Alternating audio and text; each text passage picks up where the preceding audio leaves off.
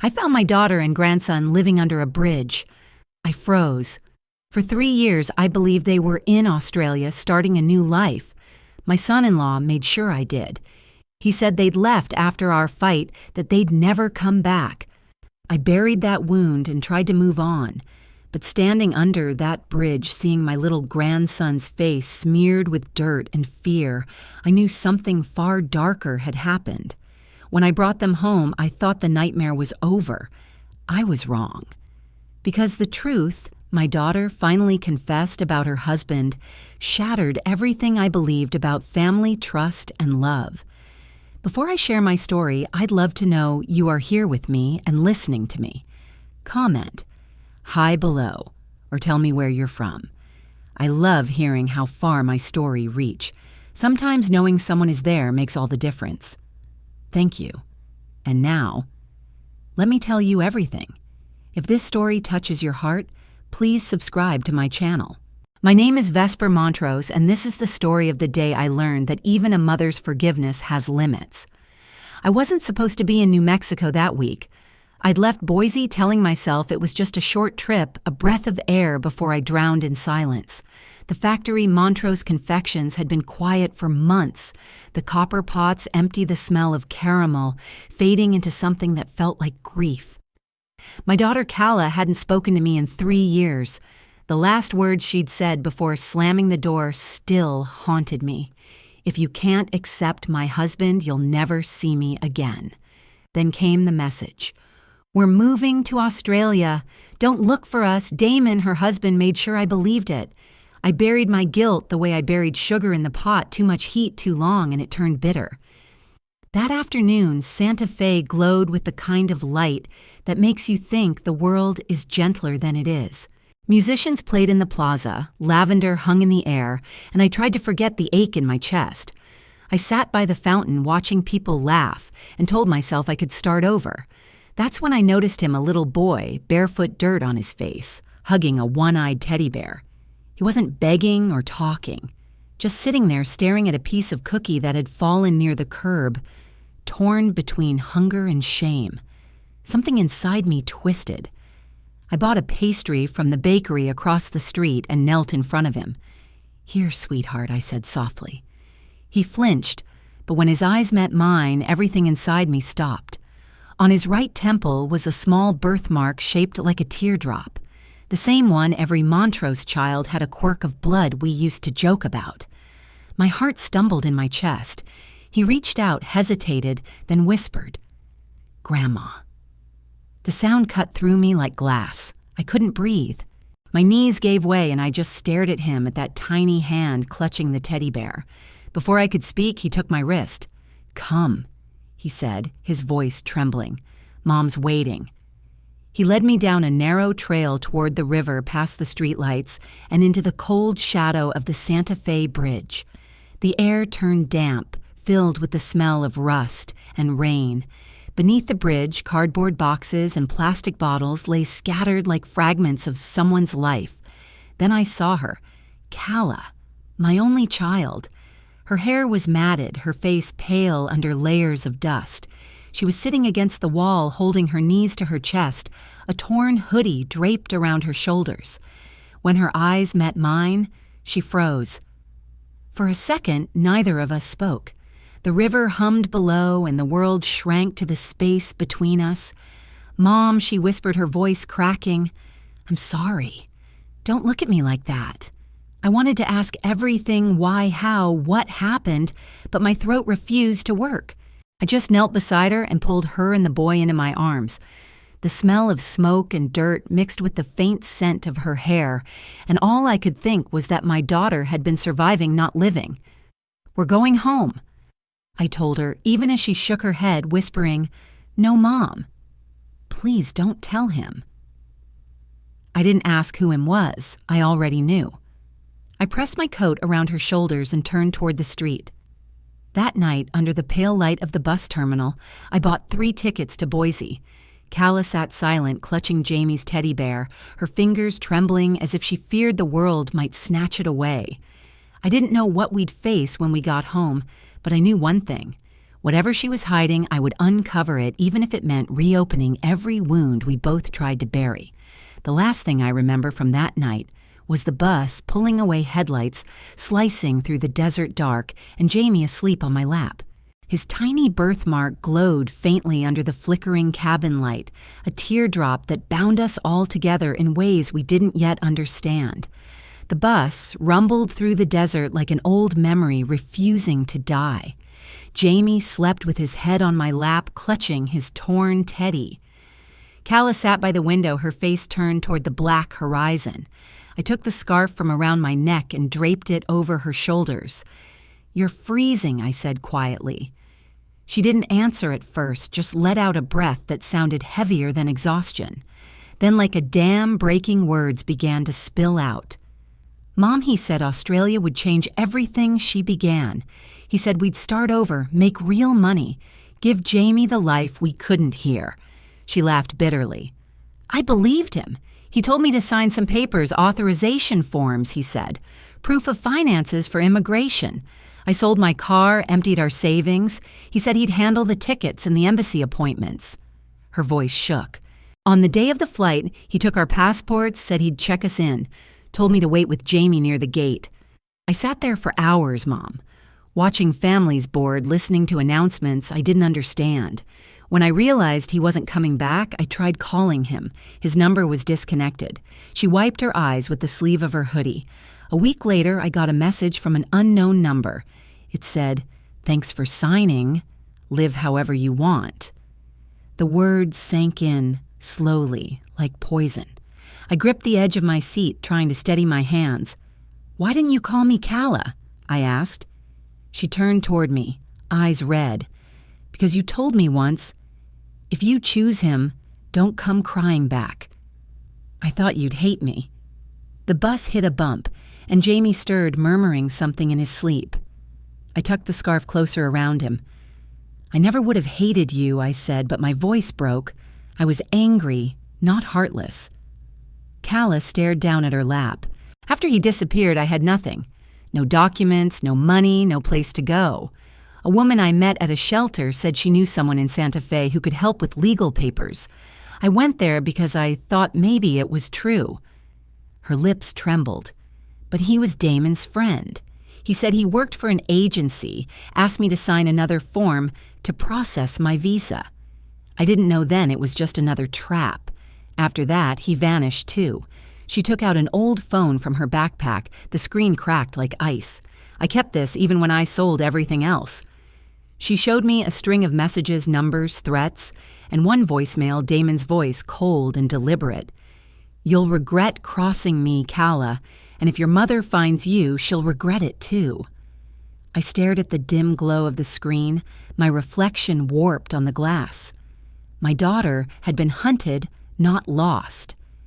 "He tracked you," I said slowly. She nodded. "He had spyware on my phone. He always knew where I was. That's why I kept moving.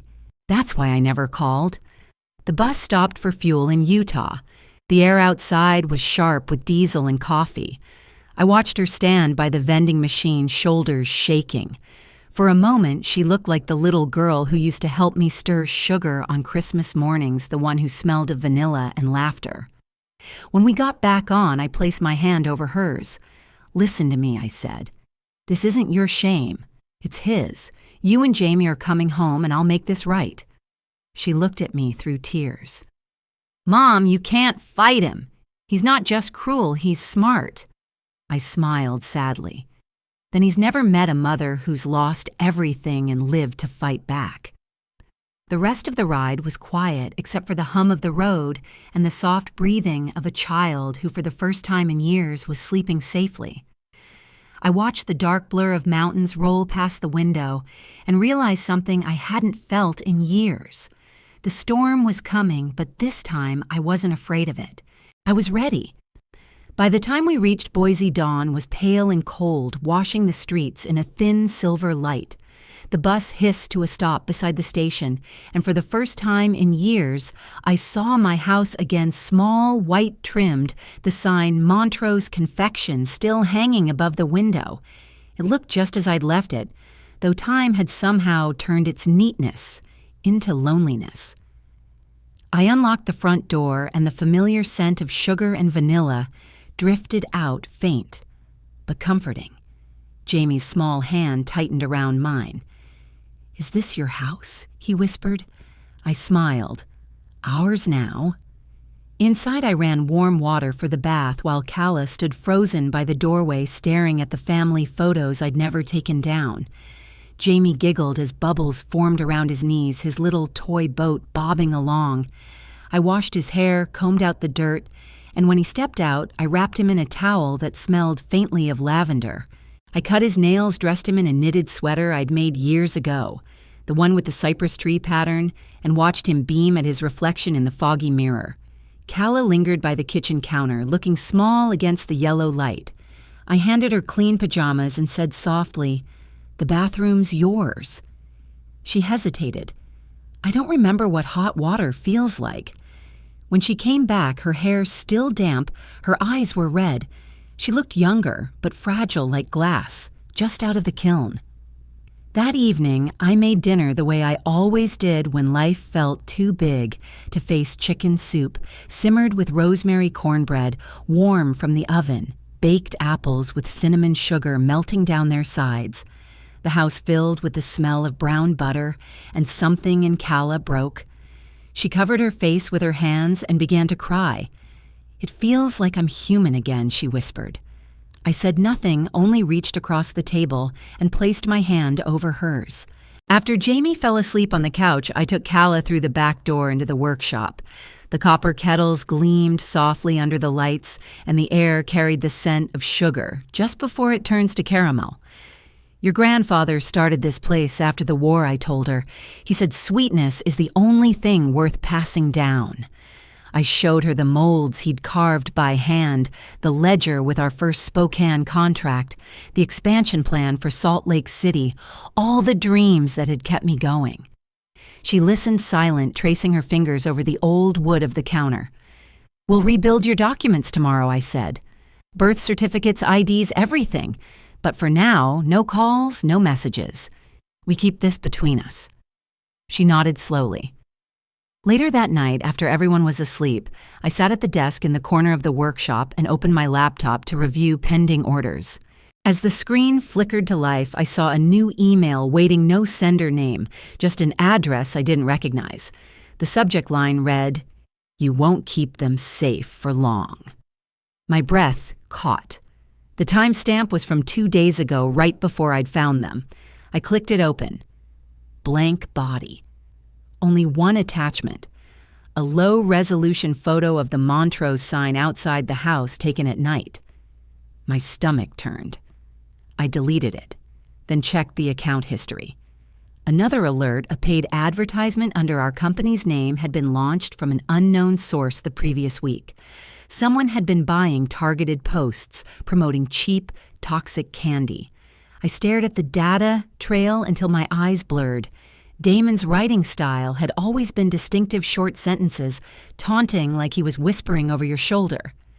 I closed the laptop and stared into the darkness, the faint hum of the cooling sugar tank filling the room. Something was moving against us already. He knew we were back. But this time, I wasn't the woman he'd left broken 3 years ago. I had my family under one roof again, and I would not lose them.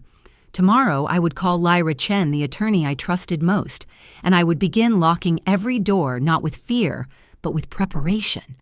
As I turned off the light, the smell of brown butter still lingered in the air. It reminded me that even when sugar burns, it can still be turned into something beautiful if you know when to take it off the heat. It started as an ordinary morning. The sun over Boise was sharp and clean, glinting off the steel gate of Montrose Confections.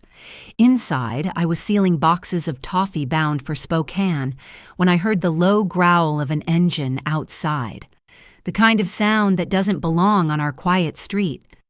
I looked through the window and saw a black sedan parked at the curb. The door opened, and Damon Riker stepped out, a bouquet of lilies in one hand, his polished shoes reflecting the light. 3 years had passed, but his smile hadn't changed. It was still the kind that hit a blade. I met him halfway down the drive, keeping my voice steady. You shouldn't be here." He straightened his tie, pretending not to hear.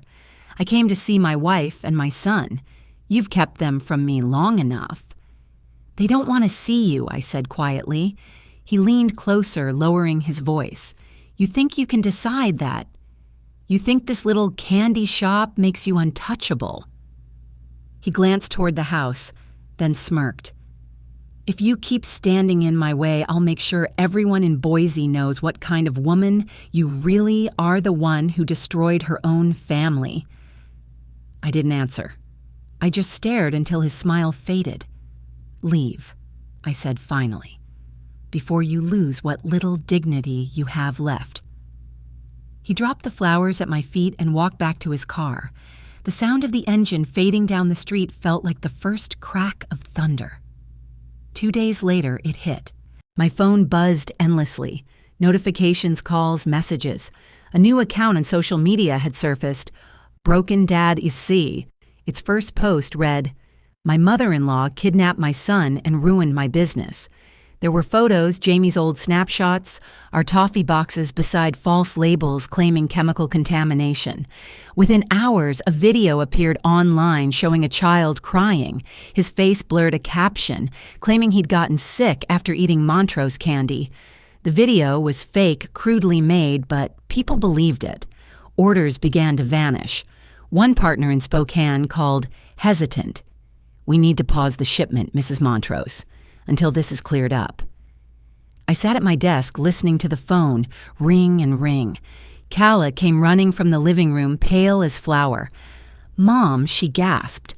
"There's someone on the line saying they're from Australia. He said Damon asked him to help sell my toffee recipe." Her voice trembled. I took the phone from her hand and hung up. That evening, I went through every file I had, every document Damon had ever touched. That's when I found a copy of the marriage certificate Calla had thought was dissolved. The divorce papers had never been finalized.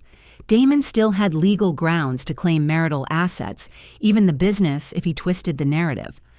Hours later, another email arrived at our business address, this one sent to both Spokane and Salt Lake City distributors. It contained a series of photos, a rusted candy mold, a cracked mixing bowl, and an unflattering caption suggesting negligent conditions. The pictures had been taken inside my workshop from angles only an employee could reach. My stomach clenched. I called my part-time clerk, a young man named Reed, but the number was disconnected. When I checked the payroll, I found his last transfer had been cashed in Santa Fe. The betrayal settled in like cold syrup, slow, heavy, impossible to move. That night, I found Calla sitting in Jamie's room holding his teddy bear. "Maybe we should go," she whispered. "He won't stop. He'll destroy everything." I crouched beside her. "If we run, he wins. Silence is what he counts on." "But what if he finds us again?" she said. "He already did," I replied. "So we fight the right way. Not with fear, with proof." I spent the next morning contacting Lyra Chen, my lawyer, and an old investigator named Bram, who owed me a favor. I forwarded every email, every message, every fake post. The line between our family and our business had blurred completely. Damon wasn't just after money or revenge. He wanted control of her, of me, of the narrative itself. As the day ended, I stood in the kitchen watching the last light pour through the window. Jamie sat at the counter eating a caramel piece, his laughter echoing off the tile. Calla looked at him and smiled for the first time in weeks. I let myself breathe, even if only for a second. Outside, a gust of wind rattled the sign above the shop. For a moment, I thought I heard his car again, the low growl of that engine haunting the edges of the street. But when I looked, there was nothing. Just the empty road and the sweet, sharp scent of sugar turning to toffee. The storm had only just begun, and I could already taste its bitterness in the air. Lyra Chen's office was a narrow suite above a coffee shop, downtown walls lined with case files, and the faint smell of ink. She listened without interrupting as I laid everything out, the emails, the fake posts, the calls from Australia. When I finished, she folded her hands and said, "This isn't random, it's coordinated. We're dealing with organized defamation. If we prove that, we'll crush his narrative." Her calmness steadied me, even as fear still sat heavy in my throat. She outlined 3 fronts: digital forensics, legal documentation, and financial tracking. "We start with where the noise came from," she said, glancing at the monitor.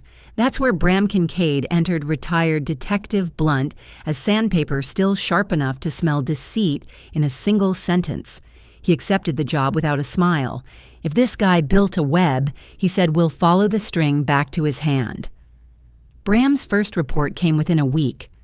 Most of the posts smearing Montrose confections had been uploaded from public computers at a Santa Fe internet cafe just blocks from the bridge where I'd found Calla and Jamie. My chest tightened at the coincidence, but Bram's voice stayed steady. "Coincidence doesn't pay Wi-Fi bills," he said. "He's still there, or at least someone he trusts is." Lyra requested copies of the old divorce documents from the Santa Fe court. While waiting, she sent me a quiet message. "If you can handle going back, we might need you there." I read it twice before answering. I owed that city one final reckoning.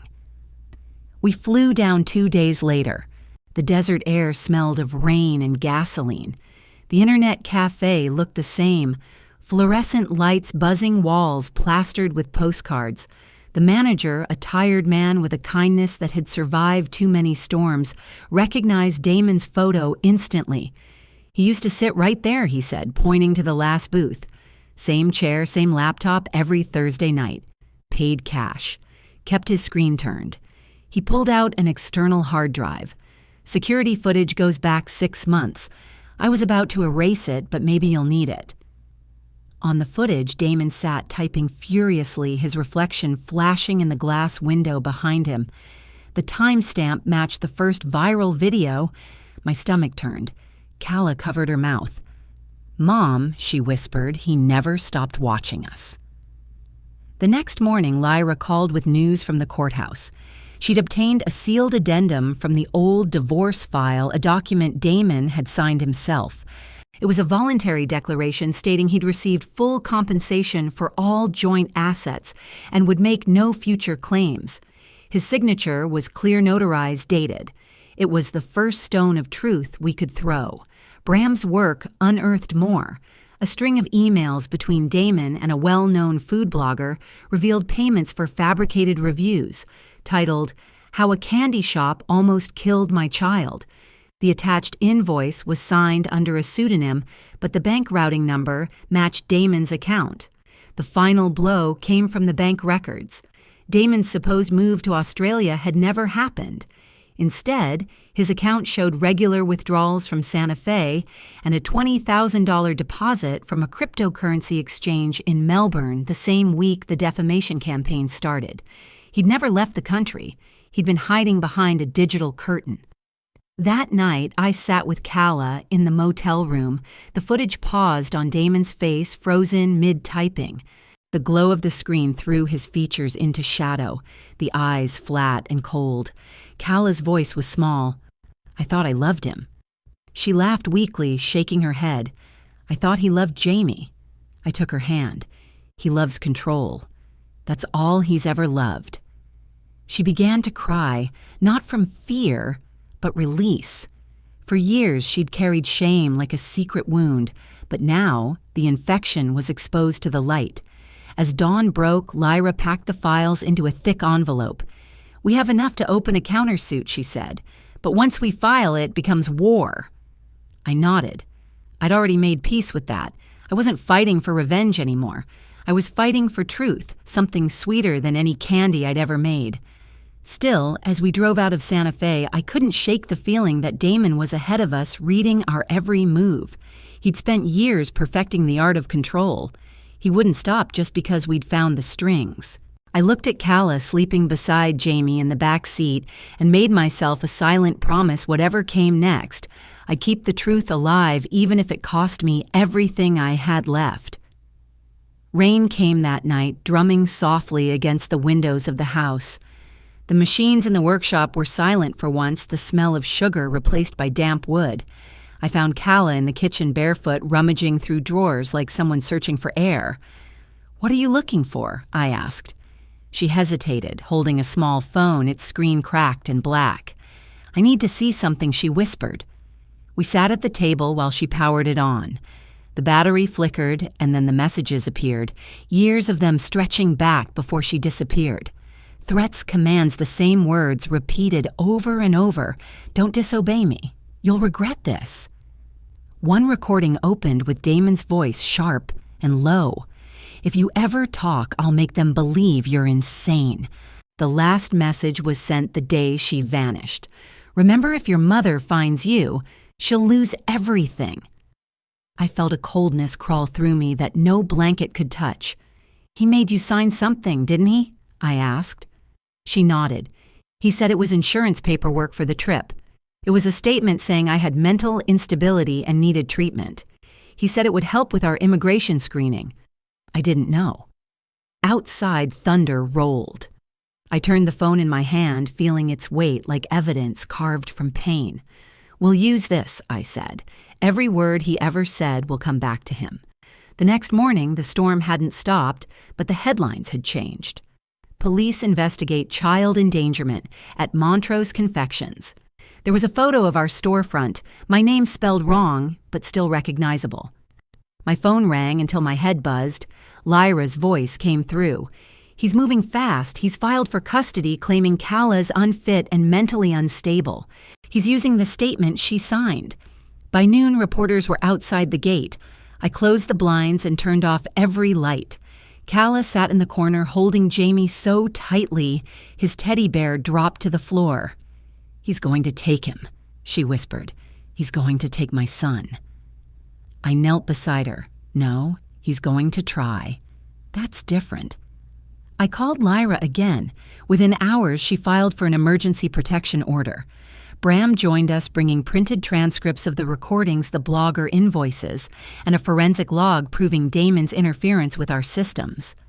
But Damon wasn't finished. That evening, a new video spread online, Kala yelling in the dark rain, pouring behind her, Jamie crying. The caption read, "Mother in breakdown attacks her own child." I recognized the night instantly. It was the winter Jamie had spiked a fever when she'd stayed up all night cooling his body with wet towels. The sound of her voice pleading with him to breathe had been turned into an accusation. Lyra arrived at the house with her coat still dripping. "We traced the video's origin," she said. "Uploaded by a freelance journalist from Texas. Damon's name is on the payment record." She slid another document across the table, a bank statement with a note scribbled in Bram's handwriting. "He's bribing someone inside the court. Check the timestamp." The evidence was enough to move forward, but fear still seeped into every corner of the house. That night, while I washed dishes, a car slowed outside. The porch light flickered. I opened the door to find an envelope wedged beneath the mat.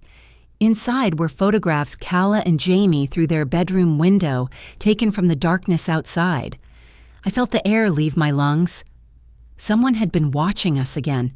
I hid the photos in the tin candy box with the rest of our documents. When I returned to the kitchen, Kala stood in the doorway. "Mom," she said, "if he wins custody, I won't survive it." Her voice was steady, but her hands trembled. I walked to her, pulled her close, and said, "You're not alone anymore. He builds lies. We'll end this with the truth." By dawn, the rain stopped. The yard was littered with wet leaves, the air sharp and clean. I looked out the window and saw Jamie chasing puddles in his little cypress sweater. For a moment, the world was quiet again, but inside, the war hadn't ended. The papers for the hearing had arrived stamped official threatening. Damon was forcing us into court into the light he thought would blind us. He didn't realize truth, once uncovered, never hides again. I closed the curtains and exhaled slowly. "Let him come," I whispered to myself. "He's already forgotten who taught Kala to stand back up." And when I heard her footsteps behind me, I knew she had. She wasn't the frightened girl under a bridge anymore. She was my daughter, and this time, we would fight together. The courtroom was colder than the autumn air outside light, slanting through dark wood and catching dust that hung like unsettled questions. Damon sat at the plaintiff's table with that practiced half smile, the kind you wear when you think the room belongs to you. His lawyer painted the script they'd rehearsed: a devoted husband abandoned a fragile wife, spiraling a domineering mother kidnapping a child. Photos of Calla crying flashed on the screen. A spliced clip showed her shouting in the rain while Jamie whimpered. Behind me, cameras clicked. In front of me, Calla's hands trembled. Across from us, Damon nodded sympathetically to the crowd as if he were leading a prayer. I felt Lyra's hand on my arm. Wait. Let him finish, so I did. I listened to our lives turned into theater until the judge looked our way. Lyra rose steady as a metronome. Your Honor, context. She plugged in the phone Bram had recovered and played the full recording, not 30 angry seconds, but half an hour from that long winter night. The room filled with the real sound. Calla's voice breaking. Jamie breathed the rush of the shower to cool a fever, a child's ragged cough. Metadata appeared on the court-monitor date-time GPS device ID. Bram stepped up next, a stack of logs under his arm. Security footage from a Santa Fe internet cafe flickered to life. Damon hunched over a keyboard, posting under multiple accounts at the exact hour the smear video first spread. Timestamps lined up like rail ties. Lyra set a notarized document on the evidence cart. Voluntary declaration signed by Mr. Riker 3 years ago. He states he received complete compensation and will not seek future claims. She didn't raise her voice. She didn't need to. Then the bank summaries, deposits, and withdrawals proving Damon never emigrated, plus a $20,000 transfer from a Melbourne crypto exchange days before the campaign began. A woman appeared on the courtroom screen via video call, a contractor from a Texas PR shop. Under oath, she confirmed the arrangement payment for seated posts, a freelance stringer to upload the sick child clip instructions to tag local Boise groups. Damon's attorney leapt up fabricated audio chain of custody. The judge leaned forward. The source is the petitioner's own device, properly imaged, overruled. That's when Damon cracked. He turned toward Calla, venom spilling through his teeth, and told her exactly what he'd tell her when no one was listening. The room went dead quiet. Every camera caught it. Lyra asked for one final exhibit footage from the street outside my home on the nights we received the photographs. The face was unmistakable, the driver Damon kept on retainer, prowling the shrubs with a long lens. The judge took off his glasses and spoke plainly. Petition denied in full. Custody demands dismissed. No claim to our business or assets. 5-year protection order entered for Calla and Jamie. Permission granted for our countersuit for defamation and economic harm. And then the warning delivered like a closing door: continue this disinformation, and criminal charges will follow. When the gavel landed, applause didn't come. Relief rarely sounds like celebration. It sounds like breath. Calla pressed her face into my shoulder and said she was sorry. I told her no, not anymore. Outside, reporters camped the front steps. We slipped down the back corridor instead into morning sun that cut sharp and clean. The wind off the high desert felt lighter than it had in months, as if somebody had lifted a stone from my chest. At the curb, I looked back at the courthouse and knew it wasn't just an ending. It was a beginning I'd thought we'd lost. A year later, Boise smelled like caramel again. The kettles sang Copper Shining, and neighbors who once crossed the street now came through our door with hugs and apologies. We reopened quietly, and then, all at once, orders rolled back, and with them a piece of our old life. Calla took the role she was born for: quality lead in a white coat, clipboard in hand, her own bank account, her own keys. Jamie, now in 2nd grade, told his teacher, "My grandma makes candy that fixes bad days." I didn't correct him. He was close enough to write. We launched our new line in October and named it Bridge Toffee. The wrapper carried a small sketch of the Santa Fe span where we first found our way back to each other. People understood without asking. The story was baked in. Local papers ran headlines about a family business cleared and rebuilt. The phone rang with well-wishers, and sometimes with silence that meant more than words. One afternoon, a plain envelope slipped through our mail slot. No return address. Inside a single sheet with a short hand-scrawled sentence, "I was wrong. Thank you for not letting Jamie grow up in the dark. Signed, Damon Riker." I read it twice, then slid it into the old tin, the one that once held birth certificate screenshots and a notarized confession. I didn't frame it or post it or pass it around.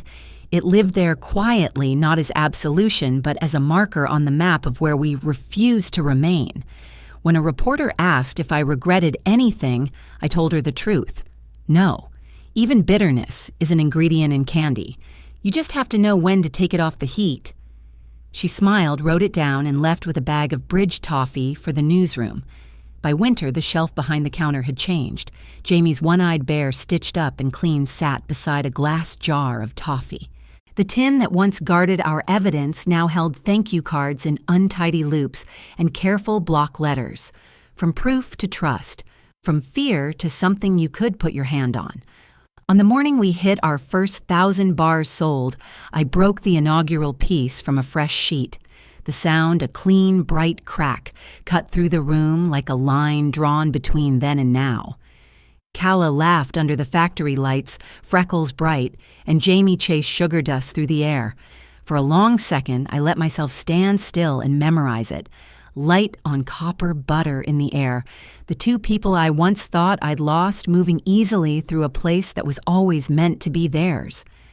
Families aren't perfect. They're mended. They're daily work and nightly prayers. Forgiveness isn't surrender. It's the strength to keep what's worth keeping without carrying what burns your hands. Everything that broke can be made again if you guard your name, tell the truth, and refuse to disappear. Some bridges aren't for crossing. They're for remembering that we already did.